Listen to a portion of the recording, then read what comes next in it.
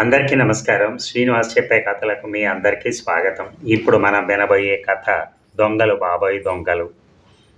రచన yes. Vivekananda గారు.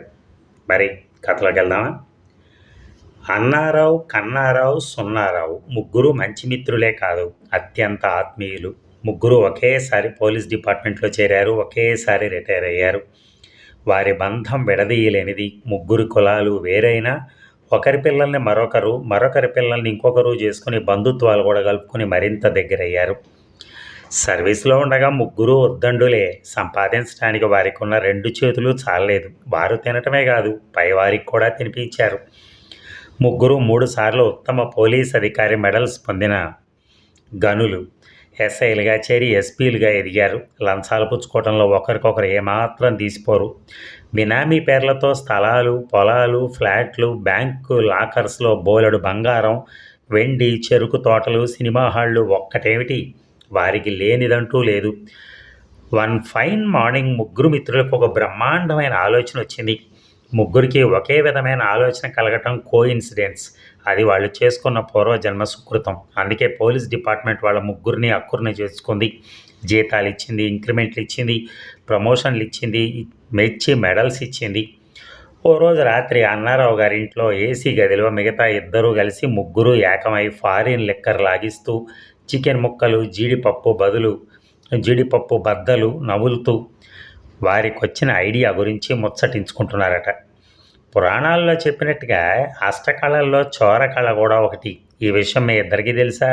స్నేహితులిద్దరి మొహాల్లోకి తేరిపారా చూసి సంభాషణ మొదలెట్టాడు అన్నారావు. కన్నారావు, సున్నారావులు ఒకరి మొహాలు ఒకరు చూసుకుని అన్నారావు వైపే చూస్తూ తమకు ఆ విషయం తెలియదన్నట్టుగా తలల అడ్డంగా ఊపారు. అవును మరి, ఏనాడైనా మన పురాణ గాథలు చదివితేగా. ఇకనైనా చదివి విషయ పరిజ్ఞానాన్ని పెంచుకోండి, ఉచిత సలహా వారేశాడు అన్నారావు. దొంగతనం చేయటం అంటే మాటలా? ఎంత తెగింపు, గుండె ధైర్యం కావాలి. ఓర్పు, నేర్పు రెండూ చాలా అవసరం. ఇది మాత్రం నాకు తెలుసు, సున్నారావు గొంతులో మందు పోసుకుని చెప్పాడు. ఆ మాత్రం నాకు తెలుసు. పోలీసు వాడిని అయి ఉండి మనకు ఆ విషయాలన్నీ ప్రత్యేకంగా ఎవరైనా చెప్పాలా ఏంటి? నవ్వి సిగరెట్ వెలిగించాడు కన్నారావు. అది సరే కానీ నేను చెప్పేది జాగ్రత్తగానండి. కొత్త రకమైన వ్యాపారం మనం ఒకటి చేయబోతున్నాం, తెలిసిందా అన్నారావు అన్నాడు. నువ్వు చెప్తేగా తెలియటానికి. వ్యాపారానికి పెట్టుబడి ఎంత అవసరం అవుతుంది? సాలోచనగా అడిగాడు సున్నారావు. తొందరపడకు, అన్నీ అన్నారావే చెప్తాడు. సున్నారావు భుజం తడుతూ అన్నాడు కన్నారావు. ప్రతి మనిషిలోనూ ఓ దొంగ దాగుంటాడనే సత్యాన్ని మనం ఎవ్వరం కాదనలేం. అంటే పోలీస్ అఫీషియల్స్మైన మనలో కూడా ముక్త కంఠంతో అడిగారు. అవును, నిస్సందేహంగా. దొంగ చూపులు, దొంగ బుద్ధి, దొంగ ఆట, ఇంటి దొంగలు దొంగ దెబ్బతీయటం, ఇన్ని రకాల మాటలు వాడుకలో ఉన్నాయనే నిజం మనకు తెలుసు కదా. చెప్తూ ఆగి ఎదురుగా ఉన్న ఇద్దరు మొహాల్లోకి చూశాడు అన్నారావు. అబ్బా, ఇప్పుడు ఆ దొంగల గురించి మాట్లాడుకోవడం దేనికి? 40 ఏళ్ల సర్వీసులో దొంగలతో డీల్ చేసి చేసి విసిగిపోయాం. సోఫాలో వెనక్కి వాలి రిలాక్స్ అయ్యాడు సున్నారావు. మనం ఏదైనా కొత్త తరహా బిజినెస్ చేస్తే బాగుంటుందనిపిస్తుంది. మనసులో మాట బయటపెట్టాడు కన్నారావు. నేను చెప్పబోయేది అదే. ఆ మధ్య నేను ఒక ఇంటర్నేషనల్ ఇంగ్లీష్ మ్యాగజైన్లో చదివాను. అలాంటి వ్యాపారాలు కూడా చేస్తారా అని ముక్కు మీద వేలేసుకుని నమ్మలేకపోయాను. నువ్వు చదివింది ఏమిటో వివరంగా చెప్పు అన్నారావు. సున్నారావు అడిగాడు. అదేదో దేశంలో క్రిమినల్స్ని తయారు చేయడానికి ప్రత్యేకంగా ఒక కాలేజీ ప్రారంభించారు, క్లుప్తంగా చెప్పాడు. నాన్ సెన్స్, నేరస్తుల్ని తయారు చేయటమా? I don't believe. తాగింది దిగిపోయినట్టు అనిపించింది కన్నారావుకి. Film acting course, journalism course వగైరా వగైరా బోలెడన్ని ట్రైనింగ్ సంస్థలు లేవా? అలాగే దొంగతనం నేర్చుకోవడంలో కూడా ఒక ట్రైనింగ్ కోర్సు పెడితే. ఇంకా ఏదో చెప్పబోయి ఆగాడు అన్నారావు. అప్పుడు కానీ మనల్ని రిటైర్డ్ పోలీస్ అధికారులను కూడా చూడకుండా తీసుకెళ్ళి కటకటాల వెనక కూర్చోబెట్టరు. పోయి నీకు ఇలాంటి దిక్కుమాలిన ఆలోచన వచ్చింది ఏమిట్రా బాబు? పిచ్చి పిచ్చి పనులు చేస్తే వాటి పర్యవసానం ఎలా ఉంటుందో క్లుప్తంగా చెప్పాడు కన్నారావు. స్నేహితుల సంభాషణలు వింటూ కేవలం ప్రేక్షక పాత్ర వహిస్తున్నాడు సున్నారావు. అసలు ఈ దొంగతనాలనేవి ఈనాటివి కావు అనే సత్యాన్ని చరిత్ర చెప్తోంది.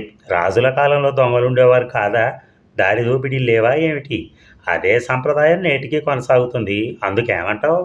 ఆ రోజుల్లో సోమరులు, మూర్ఖులు వంటి వారు చౌర్యానికి పాల్పడేవారు. నేడు నిరుద్యోగులు, ఉద్యోగులు, రౌడీలు, అధికారులు, అనధికారులు ఒక్కరేమిటి, స్త్రీలు సైతం దొంగతనాలకు పాల్పడటం మనకు తెలియదా? పట్టుబడ్డవాడు దొంగ, దొరకనివాడు దొర అనే సామెత ఉండనే ఉంది. వాస్తవాన్ని చెప్పి పకాలు నవ్వాడు అన్నారు. చోరీలు ఎవరైనా చేయమని చెప్తుంటే చేస్తున్నారా?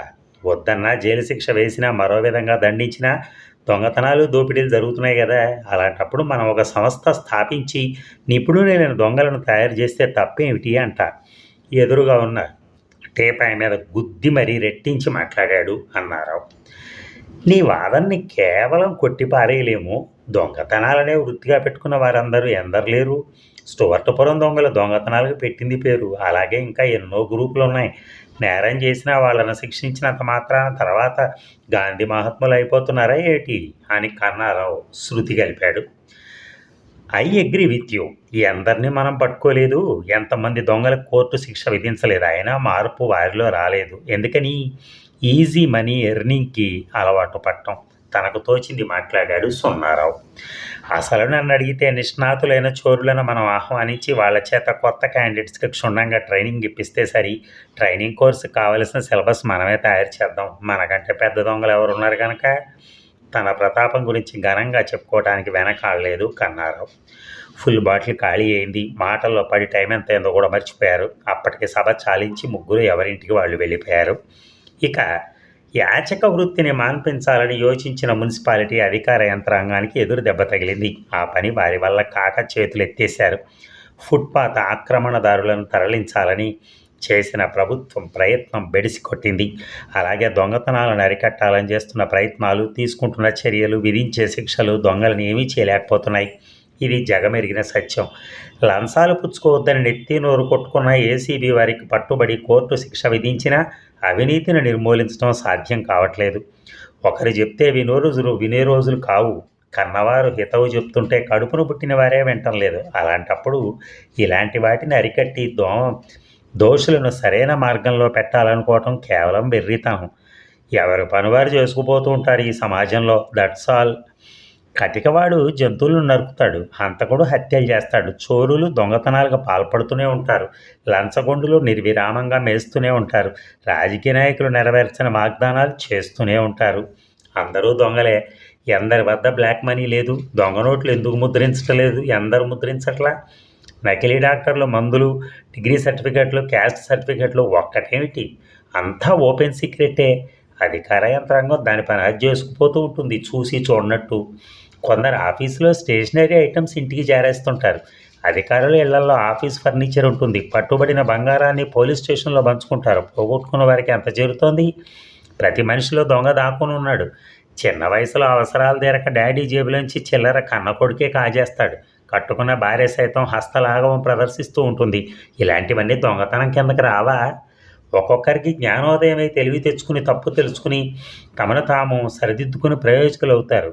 అలాంటి మార్పు కోరుకోని వారు దొంగలుగానే మిగిలిపోతారు. వారు ఎంతటి వారైనా కావచ్చు. ఇక నగరం నడిబొడ్డున నిత్యం రద్దీగా ఉండే ప్రాంతంలో గల బంగారు ఆభరణాల కోర్టులో దొంగతనం జరిగిందనే న్యూస్ తెలుసుకున్న పోలీస్ యంత్రాంగం ఉలిక్కిపడింది.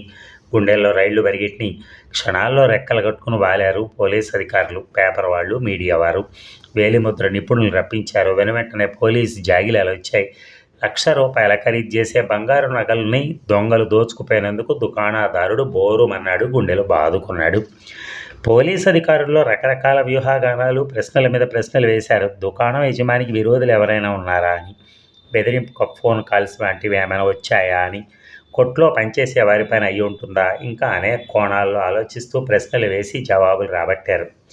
సిటీలోకెల్లా పేరున్న పెద్ద నగల దుకాణంలో ఘోరమైన దొంగతనం జరగడం మూలాన హోంమంత్రి గారు సైతం స్వయంగా విచ్చేసి పరిస్థితిని సమీక్షించారు. ఎంతో పకడ్బందీగా నేర్పుతో దొంగతనంగా జరిగింది అంటే ఇది తప్పకుండా అంతర్రాష్ట్ర దొంగల పుటా పని అయి ఉంటుందనే నిర్ణయానికి వచ్చారు హోంమంత్రి వర్యులు. దొంగలు ఎంతటి వారైనా ఎక్కడున్నా తప్పక పట్టు తీరుతామని దుకాణం ఓనర్కి ధైర్యం చెప్పి వచ్చిన వారంతా ఎవరు దూరిన వారు చేతులు దులుపుకుని వెళ్ళిపోయారు. సిటీలో ఇలాంటి దొంగతనాలతో లోగడ సంబంధాలున్న నేరగాళ్ళందరినీ పోలీస్ స్టేషన్కి ఇడ్చుకొచ్చి ప్రశ్నించారు, కానీ ప్రయోజనం లేకపోయింది. పోలీసు జాగిలాలు తోవంతా వాసం చూసుకుంటూ రైల్వే స్టేషన్ వరకు వెళ్ళి ఆగిపోయినాయి. అంటే దొంగతనం చేసిన వారు రైల్వే స్టేషన్ చేరుకొని దూర ప్రాంతాలకు పోయి ఉండొచ్చనే అభిప్రాయానికి వచ్చారు పోలీసులు. పోలీసుల్ని 4, 5 జట్లుగా ఏర్పడి ఢిల్లీ, ముంబై, కలకత్తా నగరాలకి నేరగాళ్ల ఆచూకీ తెలుసుకోవటం కోసం పోవటం జరిగింది వాళ్ళు. దొంగతనం జరిగిన దుకాణంలో లభించిన వేలిముద్రలు పరీక్షించాక అవి పాత నేరగాళ్ల ఎవ్వరివి కావనే నిర్ధారణకొచ్చారు పోలీసు అధికారులు. ఇక మఫ్టీలో ఉన్న పోలీసులు ముంబైకి చేరుకుని అక్కడ స్థానిక పోలీసుల సాయంతో దొంగతనం చేసిన వస్తువులను కొనే షాపులున్న వీధిలోకి వెళ్ళారు. 4, 5 దుకాణాల్లో విచారించారు. ఓ చోట ఆధారాలు దొరకడంతో దుకాణదారు నిర్బంధించి నిజం రాబట్టారు. 3 కుర్రాళ్ళు బాగా చదువుకున్న వారిలా స్టైల్గా దర్జాగా వచ్చి నగలు మాకు అమ్మి డబ్బు తీసుకెళ్లారంటూ తాను కొన్న నగలు చూపించాడు. నిజం ఒప్పుకున్నాడు. చూపించిన నగలను గుర్తించిన పోలీసులు వాటిని స్వాధీనపరుచుకుని బంగారపు కొట్టు వాడు చెప్పిన వివరాలను ఆధారంతో ఒక మధ్యతరగతి లాడ్జి దగ్గరికి చేరుకున్న పోలీసులు రిసెప్షన్లో విచారించి పై అంతస్తులో ఉన్న గది వైపు నడిచారు. తలుపు తట్టారు. తలుపు తెరుచుకోగానే గదిలో ఉన్న 3 పోలీసులు చుట్టుముట్టారు. సోదా చేసి వారి సూట్ కేసుల్లో ఉన్న నగలు స్వాధీనం చేసుకున్నారు. పట్టుబడిన 3కి పరిస్థితి బోధపడింది. పోలీసులు దొరికిపోయినందుకు బెంబేలు పడ్డారు. వంటి మీద లాఠీలు నాట్యం చేయటంతో 3 వలవలా ఏడుస్తూ మాతో పాటు మరో 2 ఉన్నారు సార్, వాళ్ళు ఢిల్లీలో ఉన్నారు. అసలు వ్యూహకర్తలు వారే. మేము వారితో చేతులు కలిపినందుకు కొన్ని నగలు మాకిచ్చారు. ఉన్న ఊళ్ళో కుదరదని పట్టుబడతామేమో భయం వేసి వాటిని అమ్మి సొమ్ము చేసుకోవాలని ఇంత దూరం వచ్చాం. కొన్నాళ్ళు జల్సాగా రోజులు ఎళ్ళబుచ్చి తిరిగి ఇంటికి వెళ్ళాలని ప్లాన్ చేసుకున్నాం. కానీ ఇంతలోనే మీకు దొరికిపోయాం. మేము చదువుకుంటున్న స్టూడెంట్స్ సార్, గౌరవమైన కుటుంబం మాది. పేరెంట్స్కి ఈ విషయం తెలిస్తే మమ్మల్ని బతకనీయరు. తప్పైపోయింది, దయచేసి మమ్మల్ని విడిచిపెట్టండి సార్, దీనంగా వేడుకుంటూ పోలీస్ అధికారుల కాళ్ళ మీద పడ్డారు. పోలీసు వారిలో ఇసుమంతైన దయాదాక్షిణ్యాలు కనిపించకపోవడంతో జైలు జీవితం అనుభవించడానికి మనస్కరించక కన్నవారికి ముఖాలు చూపలేక ఒక్క ఉదుటున లాడ్జి రూములోంచి తప్పించుకుని బయటకు వచ్చి బాల్కనీలోంచి ఆత్మహత్య శరణ్యమని తోచి అక్కడి నుంచి కిందకి దూకారు. అనుకోని మలుపు తిరిగిన సంఘటన చూస్తున్న పోలీస్ బృందం దిగ్భ్రాంతికి గురైంది. గబగబా లిఫ్ట్లో కిందకొచ్చారు. అప్పటికే రెండు శవాలు నెత్తుటి మడుగులో కనిపించినాయి. శవాలను మార్చురీకి తరలించారు. ఆత్మహత్య నేరం కింద కేసు నమోదు చేసుకున్నారు. ఇక మార్నింగ్ వాక్ నుంచి తిరిగి వచ్చిన అన్నారావు, కన్నారావులు టీ చప్పరిస్తూ టీపాయ్ మీద న్యూస్ పేపర్ అందుకున్నారు. ఫ్రంట్ పేజీలో ఉన్న తమ కొడుకుల ఫోటోలు చూసి నివ్వెరపోయారు ఇద్దరు. ఫోటో కిందన మ్యాటర్ చదివి బోరుమన్నారు. ఒకనాటి పోలీసు అధికారులైన తమ పిల్లలు దొంగలుగా మారి మృత్యువాత పడినందుకు గుండెలు అవిసేలా ఏడ్చారు. అలా జరుగుతుందని వారు ఏనాడు ఊహించనైనా లేదు.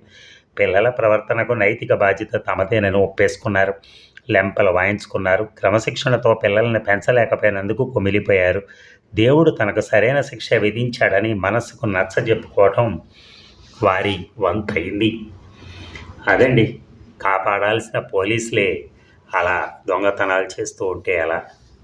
సో అది ఇలాంటి జరుగుతున్నప్పుడే, ఇదంటే కథ అనుకోండి, కానీ ఇలాంటివి జరిగితే మాత్రం బయట ఆ పోలీసుల మీద ఉన్నటువంటి ఆ నమ్మకం కూడా పోతుంది జనాలకి. సో అది ఆ కథని ఆ విధంగా మనం కంప్లీట్ చేశాం. Thank you.